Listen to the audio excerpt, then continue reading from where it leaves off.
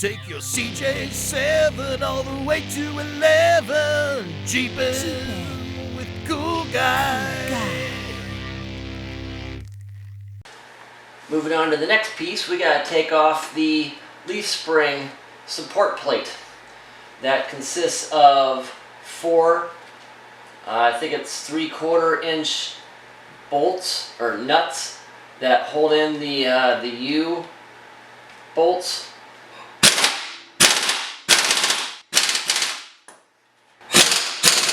So I got 3 out of the 4. I have to go in with a breaker bar on this one. Ultimately, if this doesn't work, I'm just cutting these suckers off. But I'd rather try and take them off than cut them off.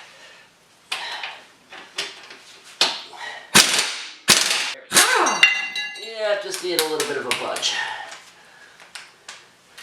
There you have your support plate. Move on to the other side. Alright, once you get the U-bolts off, or at least support plate removed, you can pretty much just lift this up off of the pin that goes right through the leaf spring. So I'm going to put that back on for now. Just wanted to show you that. We're going to take off the nut here and the 2 nuts back here, and then we will slowly lower the main rear axle to the ground once we push that bolt through. This is heavy.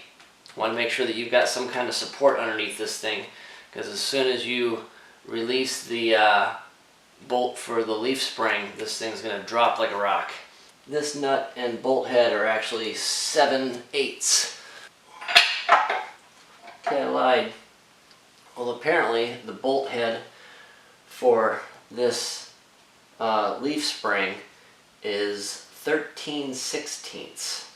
So you get to go and dust off a socket head that you've probably never used before and probably will never use again.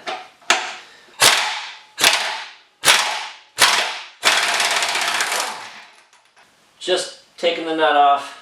Don't want to push the bolt through yet because I don't want to release the leaf spring until I get some supports underneath the rear axle.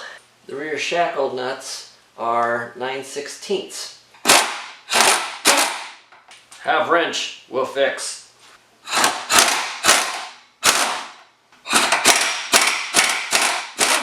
But let's go ahead and slowly lower down the axle.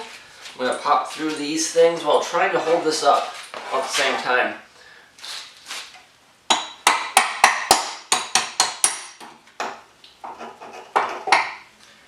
I'm able to take off the shackle support piece, because apparently it's all separate pieces. On this model, or at least this version, it's all 2 pins and 2 shackles.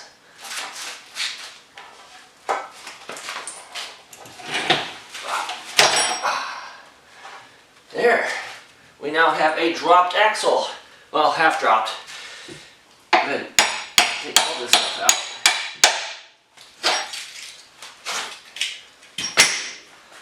That's a pretty thick bolt, man. Now that the axle's off, got both of the leaf springs undone and dropped. Now I need to take off the hanger. This consists of 2 bolts. Mine, the back one, has already sheared off, so I'm going to try and take this one off. This is a 5/8 inch nut. Wow, got lucky on that one. As you can see, mine has rusted all the way through the top. It actually looks more like a needle. Now we need to just pop this hanger off.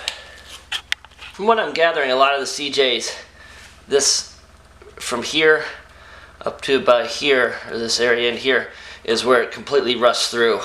I know at least on the other one, the other back part of the frame, that's where it has rusted through. So I'm guessing that these hangers, yep, rust basically right into the bottom part of the actual frame piece itself.